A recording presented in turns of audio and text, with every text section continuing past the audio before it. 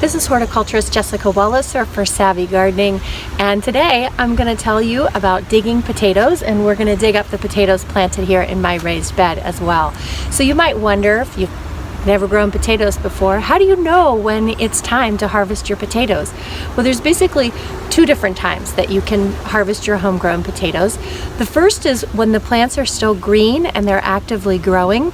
You can get in there and dig up a couple of young potatoes, which we call new potatoes, and they can be dug from plants anytime after the plants come into flower.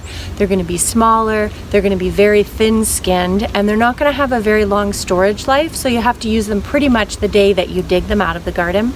The next time when the potatoes are really ready for digging is about 2 weeks after the plants completely die off, and you need them to completely brown and die off, as you can see is taking place here in my raised bed, because what that does is that cures the potatoes. So while they're underground, the skin will thicken a little bit, it'll cure, and the potatoes will be better for storage. So if you want to harvest your potatoes and have them, store them in the basement or in a root cellar for months and still have them be good, you're going to want to let them remain in the ground for about 2 weeks at least after those plants fully die back. So we're going to get into the patch today and see what we can dig up. You can see clearly that here, my vines have definitely died off. It's actually been a little bit longer than 2 weeks here in the garden, just because I didn't get to it because I had other things going on. So I usually like to leave the plants, sort of the remnants of the plants, in the bed so I can tell where the base of each plant is. I planted probably about 5 pounds of seed potatoes in this raised bed, which is 4 by 8, and that leaving the stems in there will help me know where to sink my shovel so that I don't actually dig into any of the potatoes. And that's really important, because if you cut any of them in half or accidentally injure them or bruise them while you're digging them up, that also limits their storage life because it could introduce rot. So you want to make sure that if you bruise any or cut any in half, that you consume those first. Maybe have them for dinner that night rather than putting them into storage. So let's get into this patch and see what we can dig up.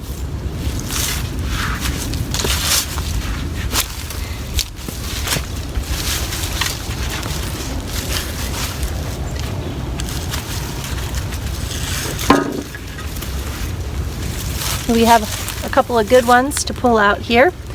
You'll also see sometimes that some of the potatoes will be up on the surface of the ground instead of being buried beneath the ground, and they might have a little bit of a green right underneath the skin, and those actually are potatoes that you don't want to eat. Potatoes have a compound in them called solanine that actually can make you sick, so you should never eat a green potato.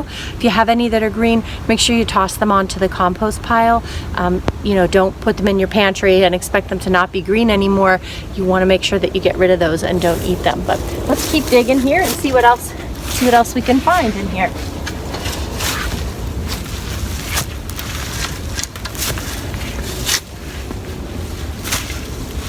Get some good ones, all different sizes. Look at this nice guy, and I have some teeny tiny ones here as well. Whoops, off that same plant.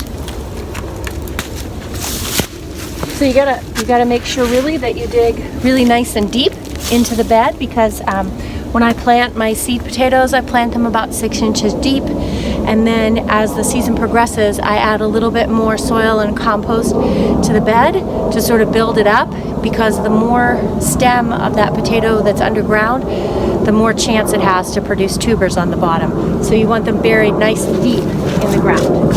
So here's one that I was talking about where it has green. So you see the green on this one? So that's one that I'm not going to put in the pantry and we're not going to eat. So that one's going to go in the woods behind the vegetable garden. So here's a good one.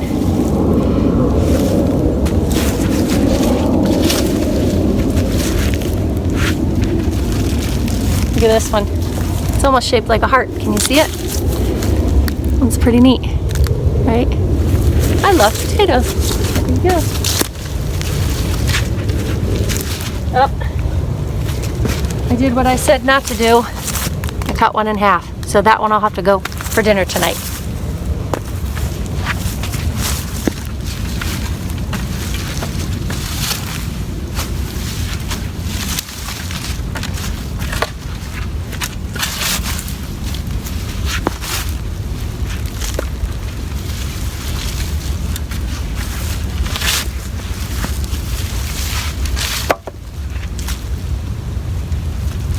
of like digging for buried treasure a little bit when you get in here. It's actually a great job for kids. They love it.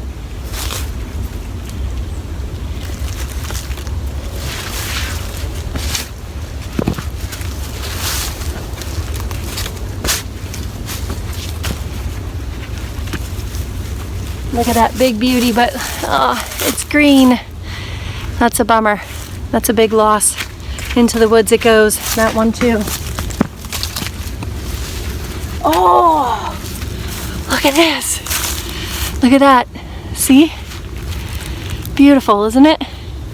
That is a great spud. I'm gonna keep digging, see how many I can get out of here, and then I'll be back to show you how many I pull out of the bed. So here's what I got. Finished digging up the bed. Here's the spuds. Not quite as many as I hoped, but it's probably, I don't know, maybe about 20 pounds. Some really nice big guys in there. And then lots of little small ones too. So be able to use them for all kinds of different things in the kitchen. But one thing I wanted to show you that I found that might be the reason why I didn't get to harvest as many as I wanted is this guy. Look at this. See that? You see? So it's been nibbled at. You know who did that? The voles. I know I have a vole problem here in my garden. It's not moles, not with an M, voles with a V. They're little mouse-like creatures, and this is what they love to do. They love to chew roots and tubers of plants, so I think I better get some mouse traps baited with peanut butter and try to get rid of the voles before I plant next year's potato crop. So on the other side it's beautiful, this side not so beautiful, so I suspect that I probably lost others to voles as well in this bed. But all in all, pretty successful year for potatoes. I'm not going to complain, especially for something that's tucked away here behind the vegetable garden. 4x8 bed, not too shabby for 5 pounds of seed potatoes to be able to harvest 20-25 pounds of potatoes in return. So thanks very much for watching. Please subscribe to the Savvy Gardening channel for more great gardening information. Have a great day, everyone.